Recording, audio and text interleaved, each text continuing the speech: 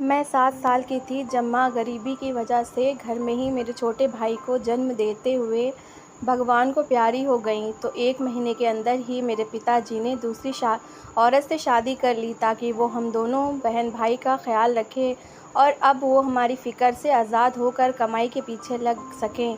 हम गरीबों की ज़िंदगी ऐसे ही थी। हम ज़्यादा वक्त तक किसी का शौक़ भी नहीं मना सकते थे क्योंकि हमारे लिए सबसे बड़ा दुख रोटी का ना मिलना ही होता था। ऐसे में अगर पिताजी बच्चों को संभालने घर बैठ जाते तो हम सभी भूखे मर जाने थे।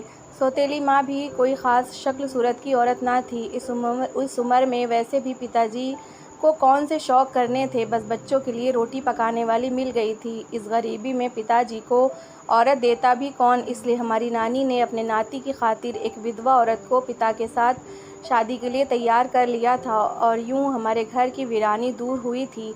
पिताजी की दूसरी पत्नी बहुत चुप रहती थी। वो बस 2 वक्त का खाना बनाकर हमें दे दिया करती, इसके अलावा हमसे कोई बात तक ना करती। रात को पिताजी उनसे बहुत थोड़ा बोल लेती, मगर वरना सारा दिन तो वो चुपचाप रहा करती। माँ के बाद मेरा घर में दिल बिल्कुल ना लगता था, कोई बात करने वाला ही नहीं था। सौतेली माँ भी पीछे अपने बच्चों को छोड़ आई थी, शायद इसीलिए उसका दिल ना लगता और वो उनकी फ़िक्र में हमेशा खामोश रहती थी। गरीबी के हाथों कोई किस तरह मजबूर होता है तो कोई किस तरह। देखते देखते 6 साल गुजरे और मैं 13 साल की हो गई तो फिर पिताजी बीमार रहने लगे और लंबी बीमारी के बाद वो भी माँ के पास चले गए। नानी पिताजी से पहले ही गुजर चुकी थीं। सौतेली माँ जो पहले ही बात तक न करती थीं, वो क्या हमारा बोझ उठाती। पिताजी के मरते ही वो अपने सगे बच्चों के पास जाने के लिए तैयार हो गई तो मैंने रोते हुए कहा कि हमें किसके सहारे छोड़ोगी।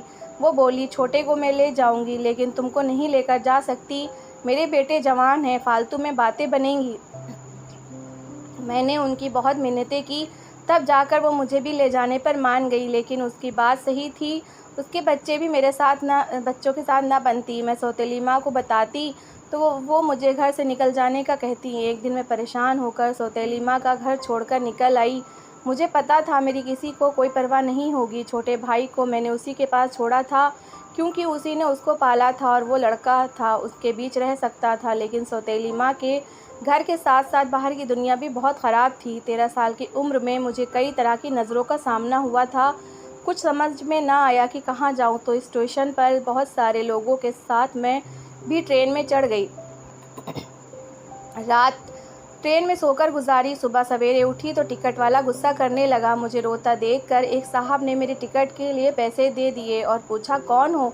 मैंने अपने यतीम होने का बताया तो उसको मुझ पर तरस आ गया और अपने साथ घर ले आया। साहब का घर बहुत खूबसूरत और बड़ा था। थोड़ी देर में उनकी पत्नी भी बाहर आई और मेरे बारे में पूछने लगी तो साहब ने बोला कि समझो भगवान ने तुम्हारे लिए तोहफ़ा भेजा है, हम तो शुरू से ही बे औलाद थे, देखो तुम्हें इसके रूप में बेटी मिल गई है। लेकिन उनकी पत्नी की मुझ पर ख़ास कोई तवज्जो नहीं हुई और उन्होंने बस साहब के कहने पर घर में रख लिया। मैं जो पीछे इतने दुख देख कर आई थी, इस 4 दीवारी को भी गनीमत जाना और सब शुक्र से रहने लगी।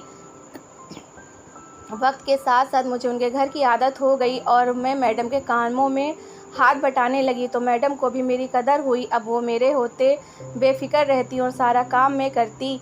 मैं भाग कर उनका हुक्म मानती, बर्तन धोती, कपड़े धोती, झाड़ू पोछा लगाती और कभी रोटी भी पका लेती थी। साहब हमेशा मुझे बेटी कहकर बुलाते थे, लेकिन मैडम के दिल में मेरे लिए ममता ना जागी। एक दिन मैं बैठी मैडम के पैर दबा रही थी जब मैडम ने कहा, आशी तू अपनी पूरी कहानी सुनाएगी, तू कौन है और साहब से कैसे मिली? तो मैंने माँ की मौत से लेकर सारा किस्सा बताया। मेरे भाई का सुनकर मैडम की आंखों में चमक जाग उठी। उसने कहा कि मुझे शुरू से ही एक बेटा गोद लेने का शौक़ था, अगर तुम अपना भाई ला दो तो मैं उसे शहजादों की तरह पालूंगी। मैडम बहुत मिन्नतें करने लगी कि भाई को लेकर आ। मैंने कहा कि सौतेली माँ को बिना बताए मैं भाग कर आई थी, अब मुझे वो भाई ना देगी कि लड़का है, कम से कम बड़ा होकर मजदूरी तो करेगा। फिर शाम को साहब आए तो मैडम ने ये बात उनको बताई। साहब मुझसे शहर और अता पता पूछने लगे। मैंने हर चीज़ उन्हें बताई तो अगले दिन मैडम और साहब ने मुझे अपने साथ लिया और हम तीनों मेरी सौतेली माँ के पास गए। उसने जब मुझे इतने अच्छे हुलिये में और बड़ी गाड़ी में लोगों के साथ देखा तो झूठ मूठ कर रोने लगी। तू कहाँ चली गई थी? मैंने तुझे कितना ढूंढा है मेरी बच्ची, मेरी प्यारी, पता नहीं कौन कौन से मीठे बोल बोलने लगी, लेकिन उसके दिल की मैं जानती थी उसे मुझसे कोई प्यार मोहब्बत नहीं था। मैंने सौतेली माँ से कहा कि मुझे नए माँ बाप मिल गए हैं और अब मैं अपने भाई को भी लेने आई हूँ, लेकिन वो साफ मुकर गई कि इस पर तेरा कोई हक नहीं।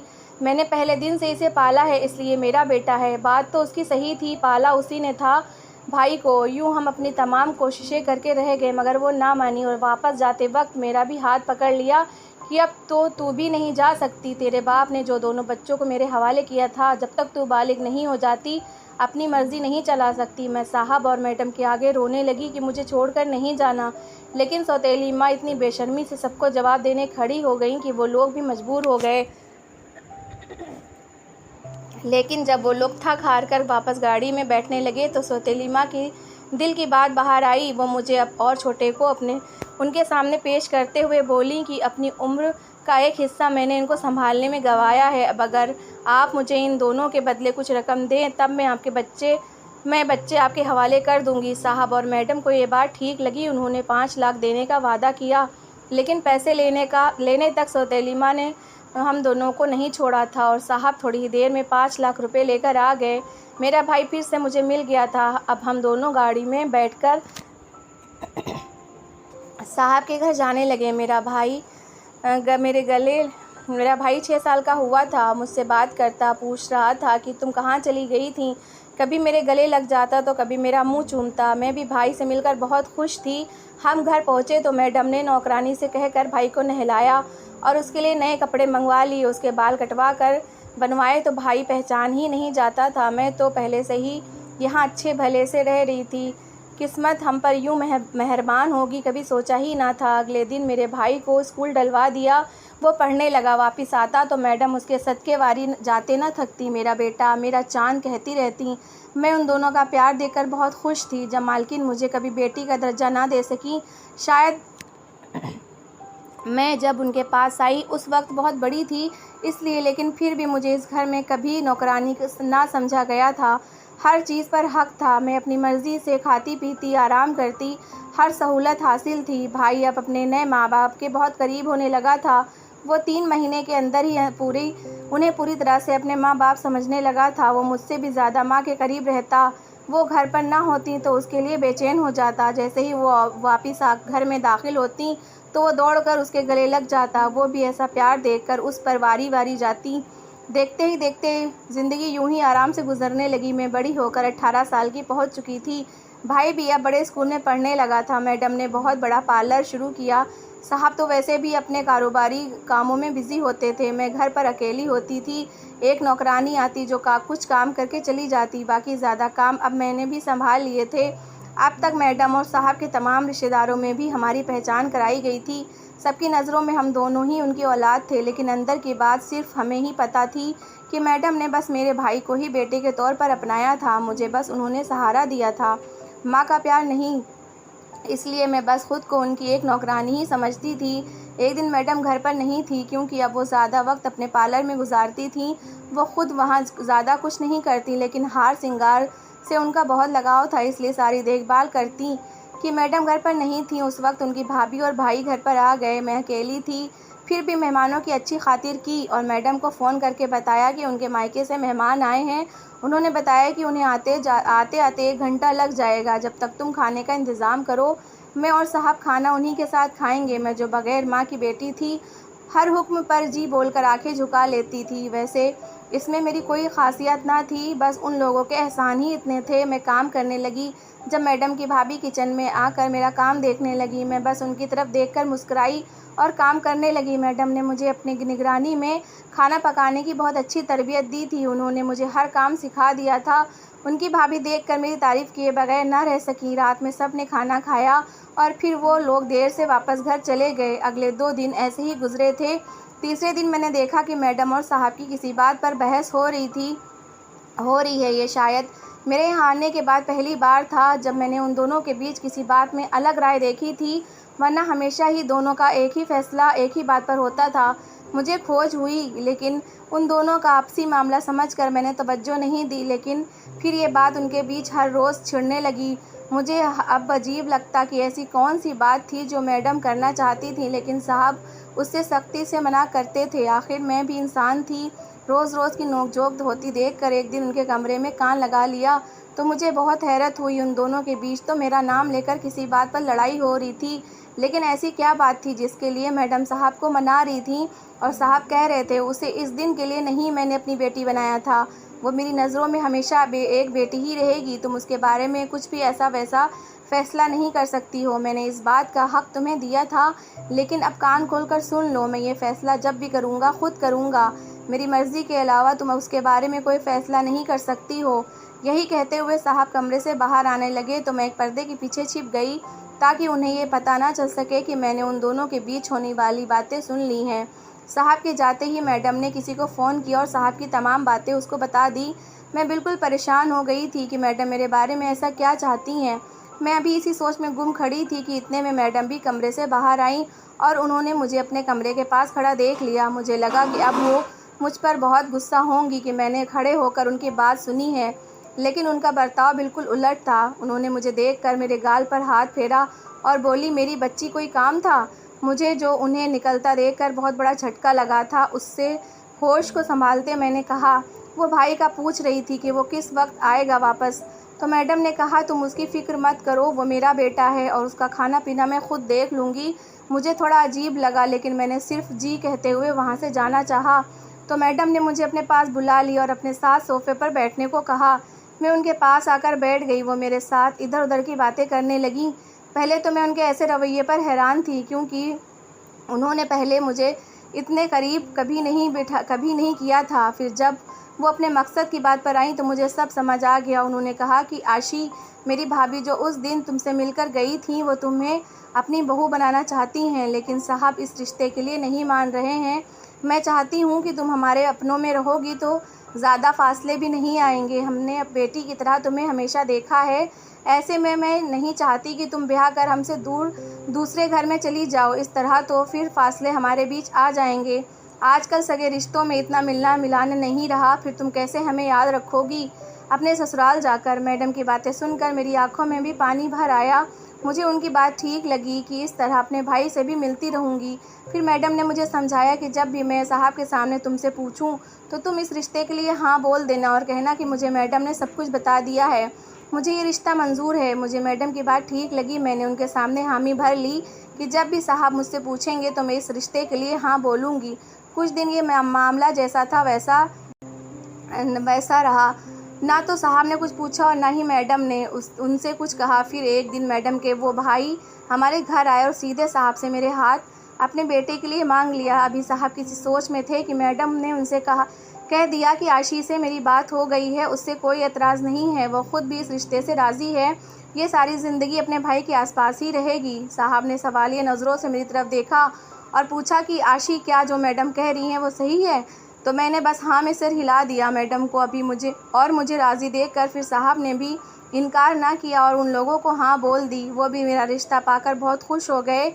होने वाली सास मुझे बहुत प्यार करने लगी और जल्द ही शादी की तारीख लेने का कहकर वो चले गए। मैं अपने होने वाले पति को सोचकर ख़याली दुनिया में उसके साथ ज़िंदगी गुजारने के ख्वाब बुनने लगी। मुझे लगा जैसे सालों बाद ये पूरी ज़िंदगी में पहली बार कोई ऐसा घर, कोई ऐसा रिश्ता होगा जो सिर्फ मेरा होगा। ना वो सौतेला होगा और ना ही मुझ पर तरस खाकर अपने साथ रखने वाला, बल्कि उस पर मेरा हक होगा। मैं अपने घर ससुराल के बारे में हज़ारों ख्वाब बुनने लगी। अब मेरी दुनिया आबाद होने वाली थी, मेरा घर बसने वाला था। मेरे माँ बाप जो इस दुनिया से चले गए थे, मुझे उनकी याद आने लगी कि अगर वो होते तो मुझे यूँ खुश और आबाद होता देखकर कितना खुश होते। इस बार सालों बाद अपने माँ बाप को याद करके मेरी आंखें भीग गई थीं, लेकिन मैं इस बात पर भी शुक्रगुजार थी कि माँ बाप के बाद जो हम बहन भाइयों को सहारा मिला था, उन्होंने शायद हमारे सागे माँ बाप से बढ़कर हमें आसानियाँ दी थीं। आज के दौर में कौन किसी के साथ इतनी भलाई करता है जितनी मैडम और साहब ने हमारे साथ की थी। कुछ दिनों बाद सास ने फ़ोन करके मेरी शादी की तारीख ले ली। घर में तैयारियां थोड़ी बहुत चलने लगीं, क्योंकि मैडम तो खुद नहीं होती थीं, वो अपना पार्लर का काम संभालती थीं। मुझसे अब उन्होंने घर के काम लेना भी बंद कर दिए कि अब तुम यहाँ कुछ दिनों की मेहमान हो। अब 2 नौकरानियाँ और रखी गई थीं जो खाना बनाती और मेरे हिस्से के सारे काम संभालती। एक दिन मालकिन शाम को पार्लर से वापस आई तो उनके हाथ में एक बैग था जिसमें पार्लर से बहुत सारा सामान मेकअप का लेकर आई थी। उन्होंने मुझे कहा कि आओ तुम्हारा दुल्हन वाला मेकअप कर दूं। कुछ दिनों बाद तुम्हारी शादी है ताकि पता चल सके कि तुम दुल्हन बनकर कैसी लगोगी। मुझे बहुत खुशी हुई क्योंकि मुझे दुल्हन बनने का बहुत शौक़ था। मैडम ने बहुत खूबसूरत सा सूट पहना कर दुल्हन का मेकअप किया। मैं बहुत खूबसूरत लग रही थी। मैडम ने अपने मोबाइल में मेरी बहुत सारी फ़ोटो खींची। जब मैं थक चुकी तो मैडम ने मेरे लिए जूस मंगवाया, जिसे पीते ही मैं सो गई। थकान की वजह से सारी रात मैं बेसुध सोती रही। सुबह आँख खुली तो मेरे बिस्तर पर बहुत सारी फ़ोटो मौजूद थीं, जिनमें दुल्हन की जगह तो मैं थी, लेकिन मेरे दूल्हे की जगह एक लड़का मौजूद था जिसे मैंने पहले कभी नहीं देखा था। वो बहुत ही अजीब तरीके से मेरे पास बैठा हुआ था, जैसे उसे पता ही ना हो कि अगर दूल्हा बनकर दुल्हन के साथ फ़ोटो खिंचवाते हैं तो कुछ अच्छे अंदाज में बैठना भी होता है। इसकी हरकतें बिल्कुल छोटे बच्चों की तरह थी। मुझे हैरानी का झटका लगा। मैं इससे परेशान थी कि ये फ़ोटो जब खींचे गए तो मुझे याद क्यों नहीं। अब हर दिन ऐसा ही होता था। शाम होते ही मैडम मुझे दुल्हन की तरह तैयार करती और फिर मैं सो जाती। कुछ दिनों से साहब के साथ भी मेरी बात नहीं हुई थी। वो दिन भर अपने काम में होते और शाम में जब घर आते तब तक मैं सो चुकी होती। मुझे कुछ समझ नहीं आता था कि ये सब क्या हो रहा है। तब एक दिन मैडम के इस मेकअप के पीछे के राज को जानने के लिए मैंने उनका दिया हुआ जूस बिना पिए बेड की साइड में गिरा दिया और गिलास खाली करके टेबल पर रख दिया और ख़ुद आंखें बंद करके सोने का नाटक करने लगी। गिलास खाली देखकर मैडम को लगा कि शायद मैं जूस पीकर सो चुकी हूँ। वो कमरे में से बाहर चली गई और थोड़ी देर बाद वो कमरे में दाखिल हुई, लेकिन वो अकेली नहीं थी। उनके साथ दूल्हे के भेष में वो लड़का भी कमरे में दाखिल हुआ था जिसके साथ हर रोज़ वो मेरी फ़ोटो खींचती थी। लेकिन अभी मैं कुछ भी समझने से बाहर थी कि इस सब के पीछे आखिर उनका मकसद क्या है। मैडम ने मुझे बेड पर टेक लगाकर बैठाया। मैं सोने की एक्टिंग करते बैठ गई। फिर उन्होंने उस लड़के को मेरे पास बैठने का कहा और फिर से मेरी फ़ोटो खींचने लगी। वो लड़का बिल्कुल खामोश बैठा था। जैसा मैडम उसे कहती वो वैसा ही करता। थोड़ी ही देर बाद जब उन्होंने बहुत सारी फ़ोटोज़ ले ली और अपना मोबाइल पास लाकर उस लड़के को फ़ोटो दिखाई तो वो बिल्कुल पागलों की तरह खुश होकर तालियां बजाने लगा। मुझे एहसास हो गया था कि जो लड़का मेरे पास बैठा है वो नॉर्मल इंसान नहीं है बल्कि कोई पागल लड़का है। लेकिन अभी भी ये बाकी था, मैडम उसे कमरे में क्यों लाती हैं और मेरे साथ उसकी फ़ोटोज़ क्यों लेती हैं। जब वो बहुत सारी फ़ोटोज़ ले चुकी तो लड़के को वापस कमरे से लेकर चली गई और मेरा ख्याल करते हुए मुझ पर कंबल डाल दिया। मैं भी हैरान थी जब उन्हें मेरा इतना ही ख्याल है कि मुझे ठंड न लगे और मुझ पर कंबल भी ठीक कर रही हैं, तो फिर मुझे नींद की दवा देकर इस तरह मेरी फ़ोटो क्यों खींचती हैं। मुझे किसी गड़बड़ी का एहसास होने लगा और लगा कि शायद मैडम मेरा कोई गलत इस्तेमाल कर रही हैं। आखिर मेरे दिमाग में भी शक की सुई बैठ गई। वो मेरी सगी माँ तो नहीं थी और आज के दौर में कोई किसी के साथ कुछ भी कर सकता था। ऐसे में जब साहब भी घर पर मौजूद नहीं होते थे, वो क्यों किसी गैर मर्द को लाकर मेरी फ़ोटो लेती थी। मुझे हज़ार ख्याल आने लगे, कहीं वो मेरे ख़िलाफ़ कोई सबूत तो इकट्ठे नहीं कर रही, क्योंकि मैंने देखा था कि शुरू से ही साहब मेरा बहुत ख्याल रखते थे। शायद मैडम को ये बात ना भाई थी। कुछ दिनों बाद मेरी शादी उनके भतीजे के साथ होने वाली थी और इससे पहले वो ये काम मेरे साथ कर रही थी। मैंने सोचा कि किसी बड़ी बदनामी से पहले ही मुझे ये घर छोड़ देना चाहिए। एक दिन जब साहब ऑफिस गए थे और मैडम अपने पार्लर गई थी तो मेरा भाई भी स्कूल गया हुआ था, तो मैंने फ़ैसला कर लिया कि मुझे ये घर छोड़ देना चाहिए, क्योंकि मेरे साथ कुछ गलत ज़रूर हो रहा था जिससे मैं बेखबर थी। पूरी रात इसी फिक्र में ना सो सकी थी और 2 दिन से आराम ना आया था। मैंने कपड़े बदले और नौकरों से बचती बचाती मैं बाहर जाने लगी। जब मैंने देखा कि एक नौकरानी आई स्टोर रूम में खाने की ट्रे लेकर जा रही थी। अब मुझे और खोज होने लगी। मैंने उससे पूछा कि स्टोर रूम में किसको खाना देने जा रही हो, तो वो फ़ौरन वापस पलटी। उसके चेहरे का रंग उड़ चुका था। कहने लगी कि गलती हो गई, ये खाना तो आपकी तरफ लेकर आ रही थी। अपने घर के किसी मसले से परेशान हूँ, इसलिए रास्ता भूल गई और इस स्टोर रूम की तरफ चली गई। उसके चेहरे से साफ पता चल रहा था कि वो झूठ बोल रही और मुझे सिर्फ बातों में उलझाने की कोशिश कर रही है। मैंने उसके हाथ से खाने की ट्रे ली और उसे वापस जाने को कहा। जब वो किचन में चली गई तो मैंने वो ट्रे टेबल पर रख कर फिर से यहाँ से निकलने लगी, लेकिन अगले ही पल मेरा दिल बंद होने लगा जब स्टोर रूम से किसी की आवाज़ आई जो मुझे दुल्हन दुल्हन कहकर अपनी तरफ बुला रहा था। मुझे ज़ोर का झटका लगा कि नौकरानी ने झूठ बोला था और स्टोर रूम में कोई बंद था। मैंने दरवाजे के साथ लग कर पूछा कि अंदर कौन है, तो कोई अंदर से तालियां बजाकर खुश होने लगा कि आ गई मेरी दुल्हन, आ गई। मैं डर कर दरवाजे के पीछे हट गई। इतने में वो नौकरानी फिर से मेरे पास आई और पूछने लगी कि आपको अंदर कोई काम है। तो मैंने उससे पूछा कि मुझे साफ साफ बताओ अंदर कौन बंद है, क्योंकि मैंने अभी अंदर से किसी लड़के की आवाज़ सुनी है। जब वो मेरे इतना कहने पर भी ना मानी तो मैंने उसे हाथ से पकड़कर दरवाजे के साथ खड़ा किया और फिर खुद कहने लगी कि अंदर कौन है। फिर से वो लड़का खुश होकर कहने लगा, आ गई मेरी दुल्हन आ गई। अब नौकरानी के पास मुझे देने के लिए कोई जवाब न था। उसने स्टोर की चाबी मेरे हाथ देते हुए कहा कि आप खुद ही देख लो, मुझे नहीं पता वो कौन है। मुझे बस मैडम का हुक्म था कि वक्त पर उसे खाना पहुंचा दिया जाए, तो मैं उसे खाना ही देने जा रही थी। रास्ते में आप मिल गई तो वो खाना आपको दे दिया, क्योंकि ये बात आपसे छुपाने को भी कहा गया था। मेरे सर पे धमाका हुआ कि मेरे साथ ये कैसा गेम खेला जा रहा था। एक तरफ मेरी ज़िंदगी आबाद करने की तैयारियां हो रही थी और एक तरफ मुझसे कोई बात छुपाई जा रही थी। मैंने चाबी लेकर स्टोर का दरवाज़ा खोल दिया, लेकिन सामने वो लड़का देखकर मेरे होश उड़ गए। ये तो वही लड़का था जिसकी मैडम मेरे साथ फ़ोटोज़ ले रही थी। मैंने आगे बढ़कर उससे बात करने की कोशिश की तो वो शर्मा कर सर झुकाकर बैठ गया। उसको मुझसे घबराहट हो रही थी कि कहीं मैं उस पर गुस्सा न कर दूं। वो डरने लगा तो मैंने उसे तसल्ली देकर समझाने की कोशिश की कि मैं आपको कुछ नहीं कहूँगी, बस आप इतना बता दें कि आप कौन हैं और स्टोर में क्यों बंद है। वो हंसते हुए कहने लगा, मैं तुम्हारा दूल्हा हूँ। मुझे लगा शायद वो उन फ़ोटोज़ की बात को हकीकत समझकर ऐसा बोल रहा है, लेकिन मैं उसके साथ अभी बातों में बिज़ी थी कि जान सकूं कि वो कौन है। कि इतने में नौकरानी ने मैडम को फ़ोन करके सब कुछ बता दिया। उनको जब पता चला तो वो बिना देर किए घर पहुंची और मुझे इस तरह स्टोर में लड़के के साथ बैठे देखकर काफ़ी चौंक गईं। उनके चेहरे के हाव भाव साफ बता रहे थे कि उनकी चोरी पकड़ी गई है। वह बिना कुछ बोले सिर्फ हम दोनों को देख रही थी और अब की बारी मेरी थी। मैंने उन्हें देखते ही आगे बढ़कर पूछा कि ये लड़का कौन है और इस स्टोर में क्यों बंद था, और सबसे बढ़कर ये कि आप मेरी और इसकी फ़ोटोज़ क्यों खींचती हैं। मेरे सवालों पर वो अजीब नज़रों से मुझे देखे जा रही थी, जैसे उन्हें ना समझ आ रहा हो कि अब वो क्या जवाब दिया जाए। एक गहरी सांस लेने के बाद उन्होंने बोलना शुरू किया कि ये लड़का मेरे भाई का बेटा है, मेरे ख़ानदान का इकलौता चिराग है।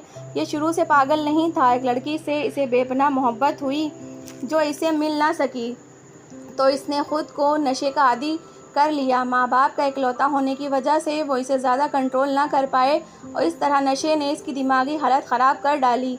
जब डॉक्टरों को दिखाया तो उन्होंने इसका इलाज करने के साथ साथ यह भी कहा कि इससे वहाँ से ठीक करने की कोशिश की जाए जहाँ से ये टूटा है, यानी मोहब्बत।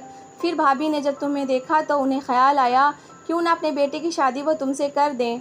उसे जब पत्नी का प्यार मिलेगा तो उसके दिल को सुकून मिलेगा और वो ठीक होने लगेगा। इसलिए मैंने तुम्हें कहा था कि साहब से कहना कि तुम सब कुछ जानते हुए भी इस रिश्ते के लिए तैयार हो, क्योंकि साहब नहीं माने थे कि तुम्हारा रिश्ता मैं किसी ऐसे लड़के से करूं जो दिमागी रूप से ठीक ना हो। फिर तुम्हारी हाँ सुनकर वो भी मान गए, लेकिन फिर मेरा दिल ना माना कि इससे ठीक होने से पहले तुम्हें इसके साथ ब्याह दूं। तब मैंने खुद डॉक्टर से बात की तो उसने ये बताया कि इसको यकीन दिलाया जाए कि उसकी ज़िंदगी में इसकी मोहब्बत वापस आ चुकी है, तो शायद दिमागी हालत बेहतर होने लगे। फिर मैं हर रोज़ तुम्हारे साथ फ़ोटोज़ लेकर इसको दिखाती तो ये खुश हो जाता और दिमागी हालत बेहतर होने लगी थी। अब डॉक्टर ने कहा है कि सिर्फ 4 महीने में ये बिल्कुल ठीक हो जाएगा, अगर दिली तौर पर इसे खुश रखा जाए। ये कहते हुए मैडम मेरे कदमों में बैठ गईं। आशी, मुझे माफ़ कर दो, मैंने रिश्तों के हाथों मजबूर होकर तुम्हारे लिए ये फ़ैसला किया, लेकिन मैं खुद भी मजबूर थी। अगर इसे कुछ हो गया तो हमारा ख़ानदान ख़त्म होकर रह जाएगा। यकीनन मैंने तुम्हें अपनी बेटी की तरह चाहा है और मेरा इरादा तुम्हें ठेस पहुंचाने का नहीं था, ना ही दुख देने का था, क्योंकि बीमारी आती हैं तो इंसान ठीक भी हो जाते हैं। रिश्तों की खातिर कुछ कड़े फैसले लेने पड़ते हैं, लेकिन मैं अब तुम्हें इस फैसले से आज़ाद करती हूँ। तुम अपनी ज़िंदगी का फ़ैसला खुद करने का हक़ रखती हो। चाहो तो किसी से भी शादी कर लो, हमारी तरफ से कोई पाबंदी नहीं होगी। मैं फिर भी एक माँ बनकर तुम्हें अपनी दुआओं के साथ विदा करूँगी। लेकिन मैंने फिर अपना इरादा बदल दिया। जिन्होंने मेरे लिए इतनी आसानियाँ पैदा की थीं, क्या मैं उनके लिए इतना नहीं कर सकती थी? सिर्फ 4 महीने की तो बात थी। मैं उस लड़के के साथ शादी करने के लिए तैयार हो गई थी और हमारी शादी सादगी के साथ कर दी गई। अब मैं एक वफ़ादार पत्नी की तरह उसकी खिदमत करती, उससे प्यार मोहब्बत से पेश आती। वो जल्द ही ठीक होने लगा था। तो दोस्तों, कैसी लगी आपको मेरी कहानी? अगर कहानी अच्छी लगी है तो प्लीज़ इसे लाइक करिएगा और शेयर करिएगा और अपनी राय कमेंट बॉक्स में ज़रूर दीजिएगा। मेरा चैनल सब्सक्राइब करिएगा। Thanks for watching.